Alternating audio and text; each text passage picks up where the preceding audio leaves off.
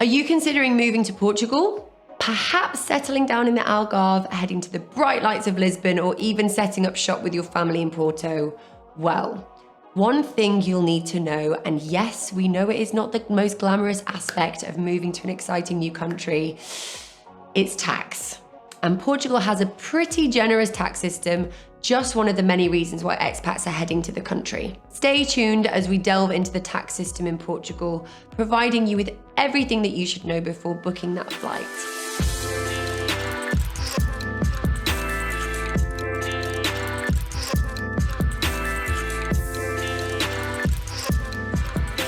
Hi there, my name is Amy Connolly and I'm a buyer's agent at Goldcrest, the independent property buying service here in Portugal. At Goldcrest, you, the buyer, are our primary concern, not the seller, and we will always negotiate the best possible deal for you, ensuring that you have the latest market intelligence and innovative valuation methods to make an informed decision. So, where to begin? To kick things off, you'll need to register yourself as a taxpayer in the country and obtain your all-important NIF number. This is basically your tax ID.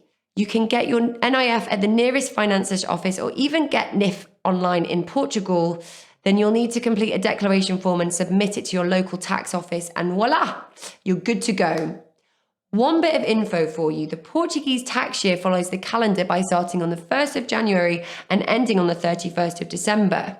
And returns should be submitted between April and June of the following year, following the Portuguese tax authority's website, the Finanças portal, or via printed forms. Late returns can have quite hefty fines, so make sure to set a few reminders and make sure you're in the clear. It can never hurt to have an accountant on your side who can help you navigate the process. Got it? We know it's a lot to take in, but first let's check out whether you're considered a taxpayer in Portugal or not. Your tax liability as an expat will depend on your residency status, which is defined by how much time you spend living and working in Portugal each year. Basically, if you're in the country for more than 183 days in a single calendar year, you will be classified as a Portuguese tax resident. Do note, however, that there are some ways in which you will also be considered a tax resident. So to be sure, check your situation. So, how much tax will I have to pay? Well, Portuguese tax rates for individuals are between 14.5% and 48%, depending on your income. For example, if you earn between 7,000 to nearly 11,000 euros, you'll need to pay 23%. And if you earn between 48,000 and 75,000, you'll need to pay 45%. Does that make sense? Just a couple of things to note here. Firstly, for applicants of the Portugal Golden Visa, the country's popular residency by investment programs, you should know that there is no income tax liability unless you decide to move to Portugal and register the country as your main place of residency. And secondly, for both the Portuguese Golden Visa and D7 visa, you can take advantage of Portugal's non-habitual resident or NHR tax scheme. This provides a significant tax advantage for up to 10 years and is one of the standout reasons why expats are heading to Portugal. You can check out our video on the NHR scheme for more details.